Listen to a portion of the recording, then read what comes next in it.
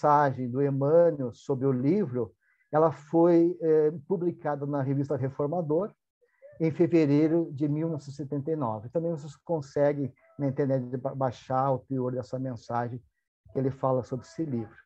Então, a gente vê que lá já a espiritualidade vem referindo e falando sobre essa fase de transição planetária.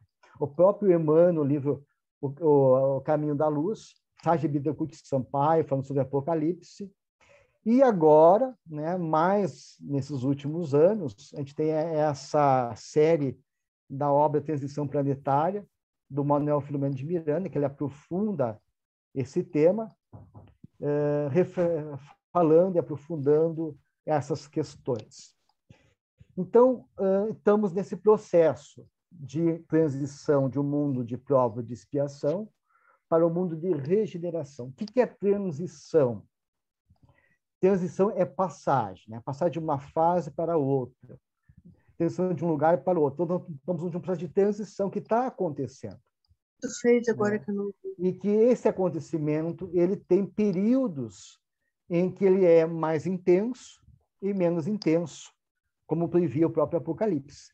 Ocasiões que vão mexer e vão acelerar esse processo de transformação, de transição, de passagem.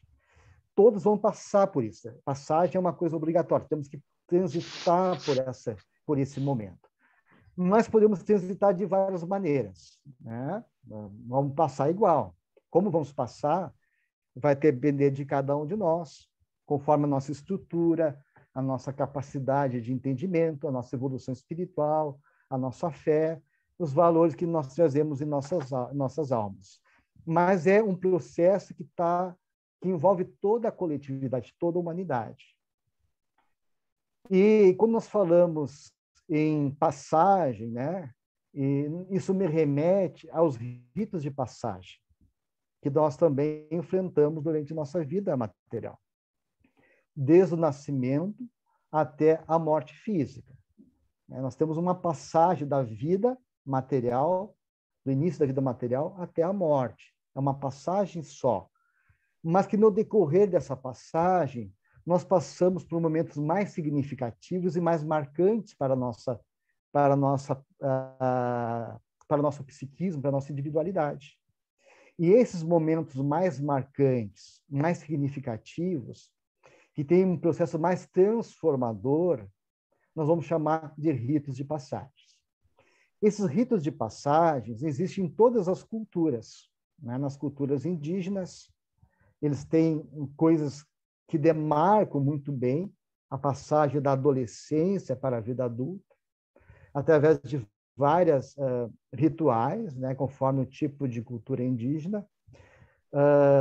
Quando o índio lá, o cacique, o índio mais velho, estão acompanhando os adolescentes lá no banho do rio, nas brincadeiras da floresta, e começa a perceber que a menina está ficando adulta, adolescente, já vem o interesse sexual, há um olhar diferente do menino para a menina, menino para menina, ele chama o adolescente e diz assim, ó, tu está entrando numa fase adulta, e tu vai ter que provar que tu pode passar por essa fase, se tornar um adulto. E as provas, geralmente, são provas de suportar dor, né? Então, a gente vai ver lá, em certas culturas, o índiozinho levando uma tora nas costas, e os índios atrás querendo correr, né, e surrá-lo, então ele tem que fugir com a tora nas costas. Outro índio colocando lá, chorando, né, colocando a mão no formigueiro, e tem que segurar a mão lá dentro do formigueiro para assim, e aguentar a dor.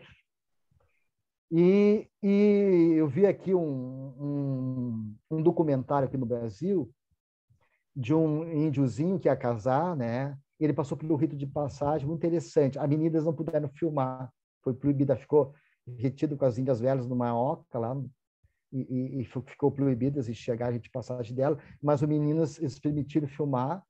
Então, esse menino ficava lá numa tenda, numa oca, e os índios, então, passavam, arranhavam a costa dele, faziam dilacerações nas costas, e colocavam uma erva, e ele sentia dor, ardência nessas dilacerações da costa.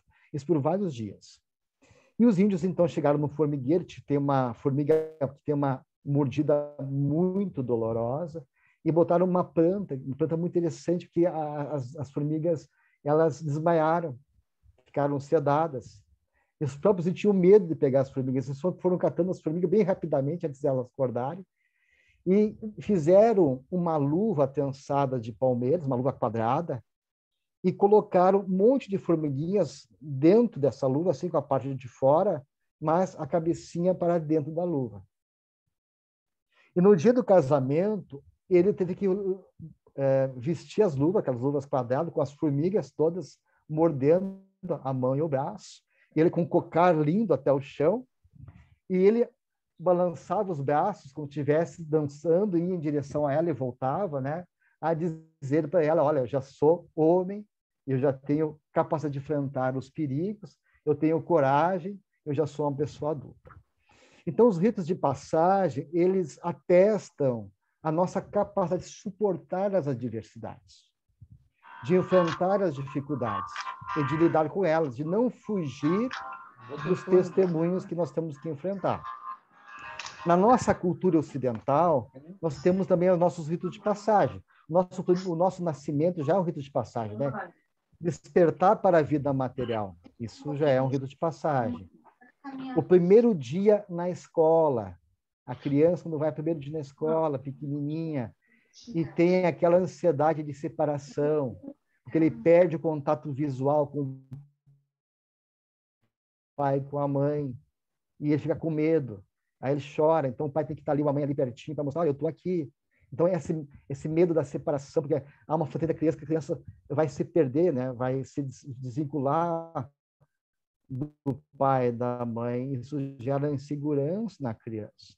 Então, eu sou um rito de passagem, ela conseguir ficar sozinha, sem a presença do pai e da mãe. Depois tem lá a adolescência, primeiro dia de trabalho, né? O casamento é um rito de passagem, um dos mais importantes para nós, que vão, então, tendo essa experiência significativa e transformadora em nossas vidas. Nós vamos dizer, então, para vocês, fazendo uma comparação simbólica, metafórica, que a vida planetária é como se fosse uma vida nossa, com momentos em que essas experiências coletivas são mais significativas, se tornando ritos de passagem para a humanidade. Processo de desafios e que vem de formas dolorosas também, e que exige de nós o confrontamento, o enfrentamento e a superação para o nosso amadurecimento. Então, o Apocalipse de João, ele vai mostrar vários períodos em que essa transição, né, essa passagem que a humanidade está passando, vai ter os apogeus, as situações mais difíceis, mais dolorosas, que nós teríamos que estar preparados para elas. E que a Espiritualidade também vem alertando. E aí, no decorrer das nossas histórias, nós vamos ter lá, então, as pestes, né? O Apocalipse fala também da Igreja Católica se desviando, né? Hoje o materialismo utilitarista, as grandes guerras mundiais como períodos dolorosos da humanidade, e chegamos hoje, na atualidade, com um outro momento decisivo, que é os últimos ais do Apocalipse, o momento mais, talvez, delicado do processo de transição, do qual nós estamos vivendo uma parcela dele, que é a pandemia, que a espiritualidade fala como sendo um processo de transição planetária, de enfrentamento, de dor, de ensinamento. Então, vamos chegar nesse momento atual, vamos ficar um pouquinho mais aqui, porque o assunto é muito vasto, né? E vamos fazer uma fotografia do momento histórico que nós estamos vivendo. Nós estamos vivendo o que chamamos de pós-modernidade, né? Os que os historiadores vão chamar de pós-modernidade, sociólogos, ou numa linguajar mais econômica, momento pós-industrial.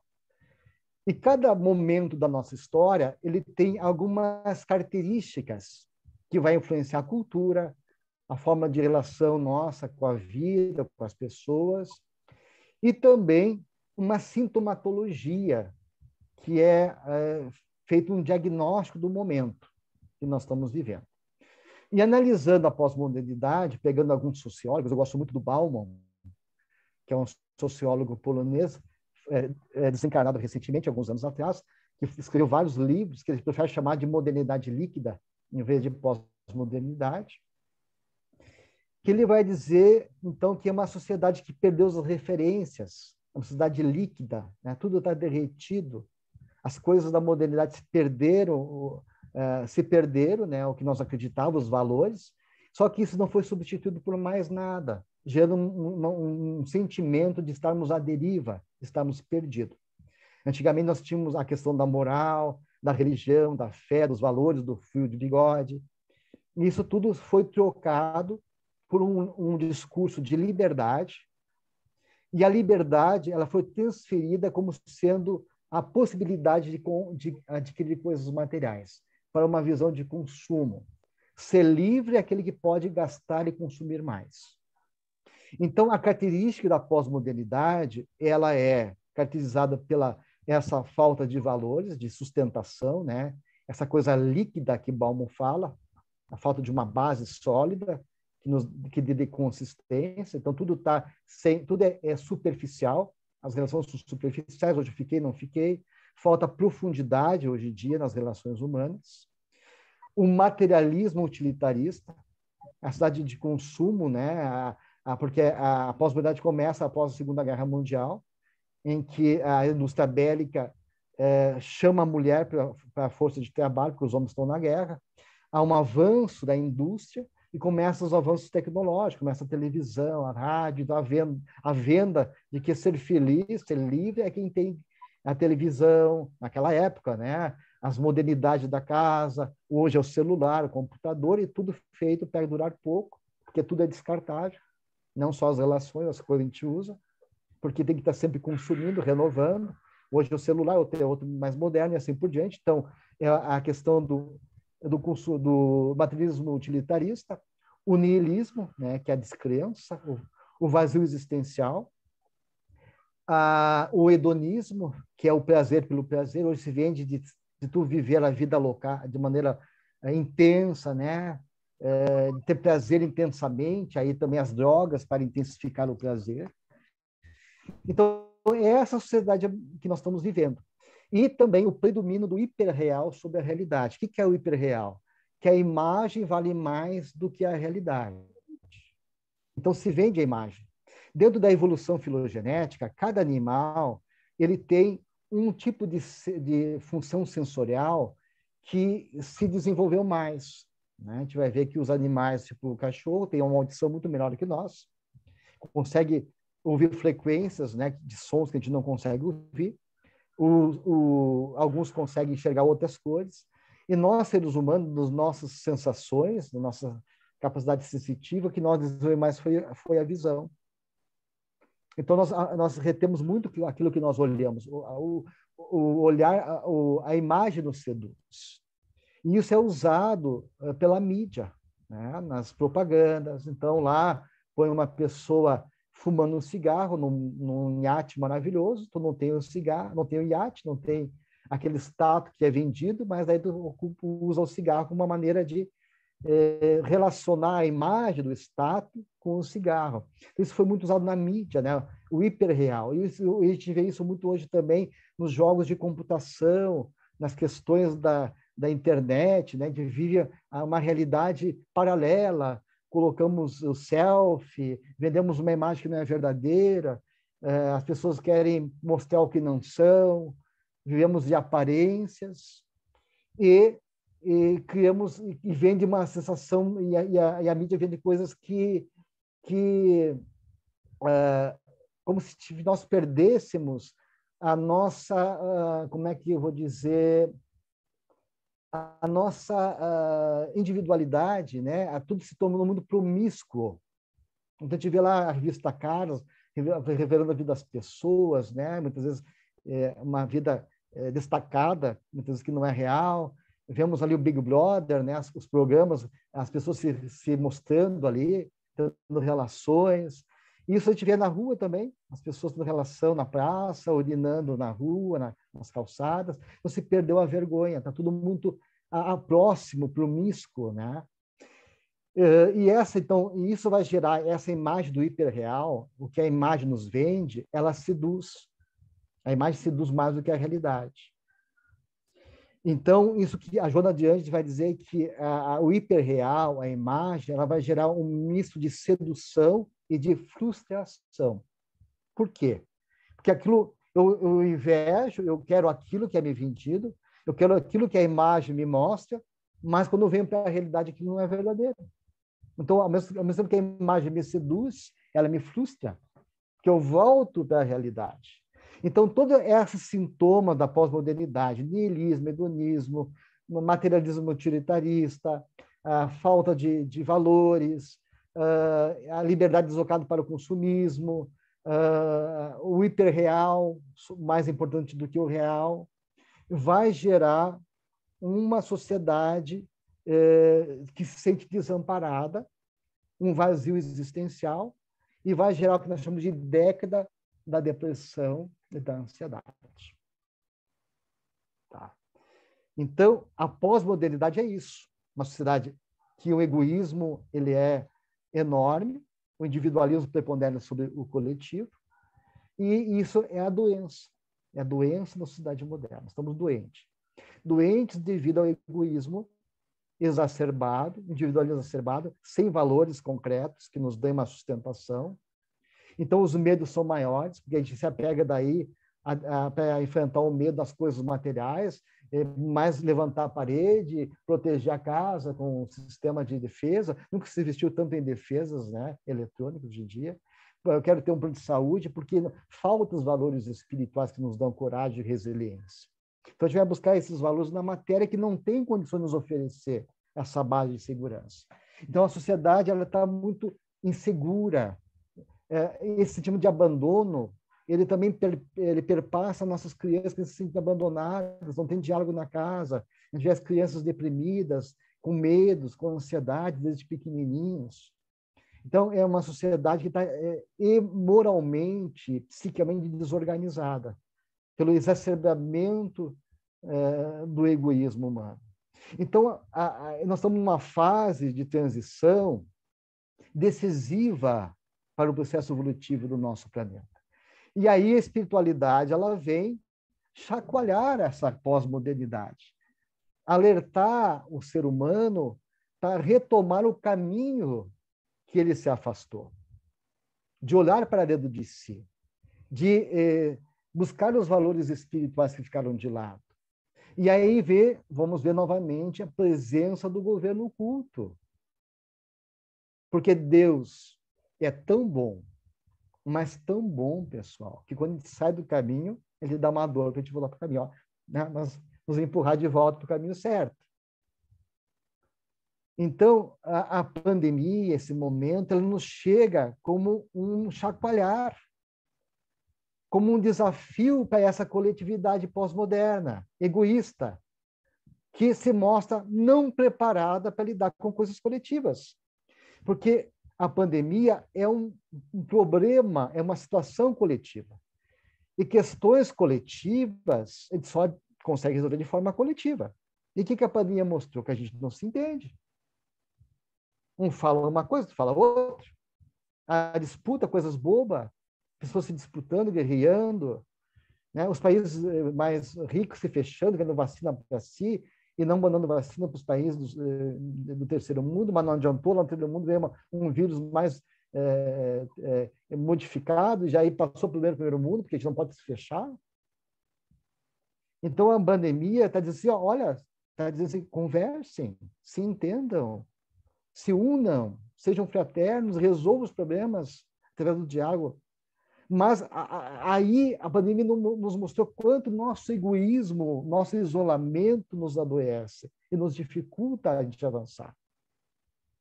Porque a gente acaba não estamos acostumados a jogar no mesmo time, a superar as coisas, né? Continua a gente usando a pandemia para quê? Ganhar lucro em cima das doenças, pessoas, né, se utilizando para vender aparelhos que não funcionam, para ganhar em cima da dor do outro, né, da doença do outro, né, a falta de diálogo, as disputas de poder. Isso é o retrato da pós-modernidade.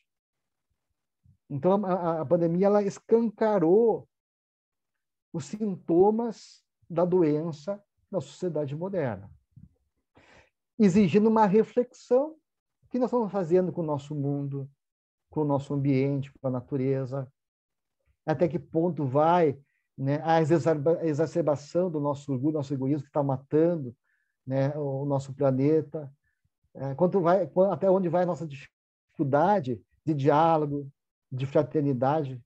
Claro que no meio desse egoísmo, das pessoas que querem ganhar com a dor do outro, tem muitas pessoas se ajudando, jovens que iam lá, compravam no supermercado para levar para o idoso, que não podia sair do apartamento, pessoas fazendo lives de música para alegar as pessoas se ajudando. Então, a gente vê também, nesse processo de doença da sociedade, elementos muito positivos e muito bons, de quem já está despertando, de quem já está entendendo que a gente é uma família. E não adianta, a gente vai ter que se entender como família. O mundo está muito... Nós estamos nos aproximando através da tecnologia. Né? Hoje, o planeta virou um quintal da nossa casa. Tudo que acontece do mundo fica sabendo imediatamente.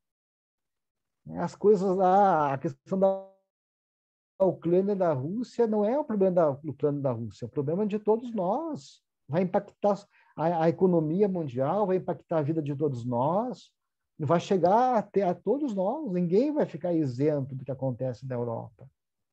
Então, nós temos que entender que tudo nos interessa e que todos nós somos responsáveis por tudo. Então, nós estamos num outro momento de rito de passagem. Estão entendendo? Em que a experiência de agora está nos perguntando, são maduros?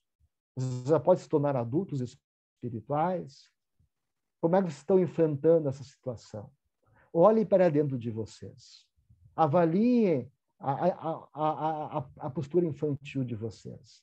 A vida está exigindo uma atitude madura. A vida está exigindo que se transformem em homens e mulheres, não mais crianças birrentas, que quando Deus tira o pirulito, fica batendo o pé. Deus não me dá minhas coisas. De serem só atendidos em suas necessidades. De achar que as coisas não são responsáveis pela gente. De lavar as mãos, de botar o lixo na rua. Dessa irresponsabilidade infantil de crianças imaturas espiritualmente que nós somos. E não só imatura, extremamente birrenta. A gente é uma criança birrenta, que bate o pé, né, que se joga no chão, que faz escândalo quando Deus não nos atende. Está na hora de nós despertar, pessoal, de nós acordar. Acordar para a realidade que nós estamos vivendo. Nós estamos num processo extremamente importante da evolução do nosso planeta. E não podemos estar indiferentes, agindo que nem crianças, batendo boca, né? Botando carga emocional enorme em coisas pequenininhas, que se tornam enormes, gastando energias desnecessárias em coisas fúteis, quando nós devemos estar nos dando as mãos, trabalhando, fazendo um mundo melhor, assumindo o nosso papel de responsáveis para um mundo melhor. Então, essa é o momento fundamental. E se nós não aprendermos com essas experiências que a vida está nos dando, que Deus está nos possibilitando a reflexão, outras experiências vão vir. E deve vir. E talvez até mais dolorosas, que impõem em nós uma reflexão maior, já que não estamos tendo o devido cuidado, a devida atenção para os sinais que a parte espiritual está nos dando, que vem lá da época de Jesus, os alertas, e que agora estão se intensificando através das obras espíritas.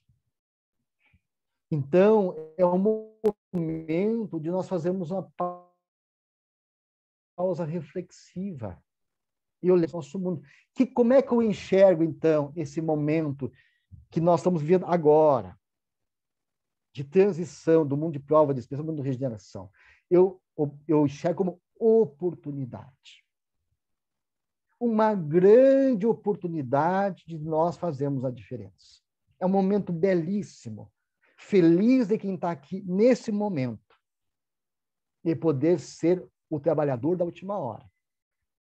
De aproveitar a chance de fazer a diferença, de ajudar nesse momento transformador, de nós assumirmos nosso papel, de sermos corajosos, determinados, firmes, de confiarmos em Jesus, de reafirmarmos Jesus como sendo a solução desse momento que nós estamos vivendo. Nós precisamos urgente de Jesus em nossas vidas. E aí me permite fazer um parênteses de um fato que eu acompanhei quando eu comecei na Casa Espírita, lá na adolescência, lá na cidade interior em que eu morava, que era Santo Ângelo, aqui no Rio Grande do Sul, nós precisamos de amor ao próximo. E nessa casa, nós tínhamos, ao sábado pela manhã, um trabalho de doação de alimentos às pessoas carentes. Então, nós reunimos todas aquelas pessoas carentes no salão, um salão muito grande, uma casa com um salão grande, e a gente fazia um estudo do Evangelho, uma oração do Evangelho, e após uma explanação curta do Evangelho, as orações, as pessoas recebiam um mantimento, uma sacola de mantimentos. Então, era um rodízio, cada sábado era um grupo de pessoas, depois vinha outros, assim, de fazer um controle. E nesse grupo de trabalhadores da casa, havia uma médium chamada Custódia Ávila dos Santos. Hoje ela já desencarnou. Uma médium surpreendente, uma pessoa fabulosa, de muito amor, de muita fé, que eu via de poder e entender muito pelo amor que ela tinha. Mas a gente estava rezando, pedindo comida. E daqui a pouco alguém batia lá no portão, ela chamava para sentar na mesa, se alimentar junto. E essa senhora tinha uma evidência impressionante. Ela era clarividente, clariaudiente. Ela ouvia os espíritos, e como o Divaldo, como o Chico, né? E nós estávamos ali na mesa, em oração, e ela observou o nosso irmão Bezerra, com uma equipe de benfeitores e benfeitoras junto com ele, uma caravana com ele, e ele passeando no meio daquelas pessoas ali no salão, irradiando a luz dele, colocando a mão dele sobre a cabeça das pessoas, distribuindo um remédio espiritual. E a nossa irmã Custódia observou uma senhora com uma criança no colo. E havia sobre a cabeça dessa senhora uma estrela de uma luminosidade intensa. A proteção, a luz que envolvia aquela senhora era maior do que a luz que envolvia nós na mesa ali. E o nosso irmão Bezerra chegou na frente dela, olhou para nós na mesa e disse o seguinte: essa é uma das escolhidas. Aquela história, separação do joio do trigo, né? Que só os simples e puros de coração darão a terra. Essa é uma das escolhidas, ele disse. Ninguém conhece ela e nem sabe o nome dela. Mas Deus conhece, ele falou. E aquela estrela maravilhosa. A gente não sabe das lutas que ela enfrentava, era uma pessoa humilde, estava ali com as lutas, a fé que ela tem, mas, né, com certeza, a vida daquela pessoa, a sua determinação, a sua fé. Então, não é tarefas grandiosas que a parte espiritual nos pede. É nós cumprirmos o nosso feijão com arroz bem feito, suportar o vizinho chato, ter paciência em casa, suportar a pedrinha na coisa do sapato, é nós termos resiliência, é nós darmos testemunho de fé, é as coisas do dia a dia, pessoal. É isso que nós devemos focar. Dar o nosso exemplo de dignidade no nosso trabalho, na nossa convivência. Nós perdemos o rumo, nós estamos preocupados com coisas, ser um palestrante, ser um dirigente, o que isso interessa para a parte espiritual? É o dia a dia, a nossa postura perante o outro, como nós agimos. É o exemplo dessa senhorinha lá, humilde, com uma criança no colo, que tinha aparentemente uma vida simples, mas olha a estrela luminosa que acompanhava ela. Que dignidade de vida ela deve ter. Eu fico me questionando, puxa, a fé que ela deve ver, né? Ela deve enfrentar um monte de dificuldades pela pobreza, pela fome que enfrenta, sei lá eu. Mas ela deve trazer dentro da alma dela uma dignidade, uma fé que nos comove. Então, esse processo é um processo de oportunidade, pessoal. Nós temos que assumir nosso papel, reiterar nossa confiança em Deus, de nós reformular os nossos pensamentos, de não ficarmos impressionados com esse discurso materialista, de não ficarmos inseguros com a situação como está acontecendo. Vamos confiar em Deus, vamos confiar nesse governo oculto. Nada acontece sem uma razão de ser, tudo tem um significado. Tudo nos leva para algo que já está planejado pela espiritualidade. Mas a espiritualidade espera por nós. Tem um conto muito interessante, né? Que um discípulo perguntou ao mestre, né? O que é o céu, o que é o inferno, né? Um monge chinês. Ele se perguntou ao monge chinês. E o monge chinês falou, não, o inferno é uma panela cheia de arroz, uma fartura enorme. Só que existe um abismo entre as pessoas e a panela. E as pessoas recebem, sabe aquele palito, né? Só que enorme, que os chineses fazem para comer, para poder chegar com ele até a panela de arroz. Mas como o palito é muito grande, porque o abismo que separa é muito distante, ao trazer o arroz para a boca, eles deixam cair, não conseguem trazer até a boca e passam fome no meio de uma grande fartura. Este é o inferno. E o que é o céu? Perguntou o discípulo. O céu é a mesma coisa, é uma panela cheia de arroz, enorme, uma fartura lá dentro enorme, e como no inferno também tem um abismo enorme, que as pessoas não conseguem chegar até a panela de arroz. Mas também Deus, como no inferno, dá um garfo enorme para poder chegar até lá e se servir. Mas como eles não conseguem trazer até a boca, um dá na boca do outro.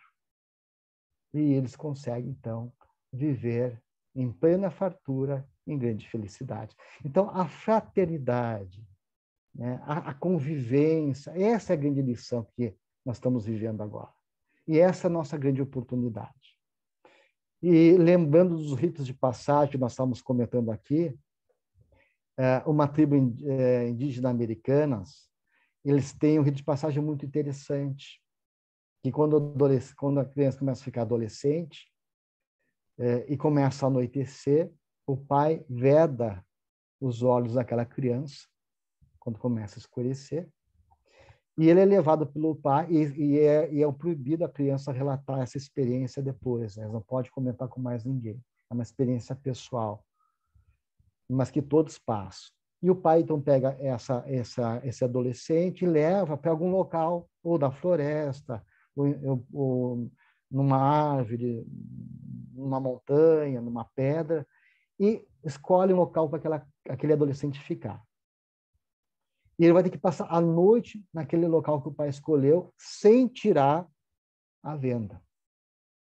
Enfrentando os ruídos, os barulhos da floresta, os ruídos dos lobos, rastejar dos animais. Imagina tudo, poder enxergar o que está acontecendo. Então, ali, para mim, é o rito mais difícil, porque é os medos internos, né? Tu vai se confrontar com as tuas fantasias, com as preocupações. Puxa, o que pode acontecer comigo se um lobo me atacar? E ele não pode sair dali. Ele tem que aguentar toda a noite com as vistas vendadas até o amanhecer, o sol surgir. E aí ele pode tirar as vendas. E quando ele chega ao amanhecer, que ele tira as vendas, ele tem uma surpresa. Ele percebe que o pai nunca saiu do lado dele, embora não soubesse. O pai dele esteve ali todo o período que ele ficou ali enfrentando seus medos. Muitas vezes nós nos sentimos assim, pessoal, com os olhos vendados, um pouco inseguro e um pouco desamparado. Mas se nós tirarmos as vendas, nós vamos ver que Deus sempre esteve e estará do nosso lado. Que nós nunca, em momento algum, estivemos desamparados. E esse momento da pandemia é exatamente isso.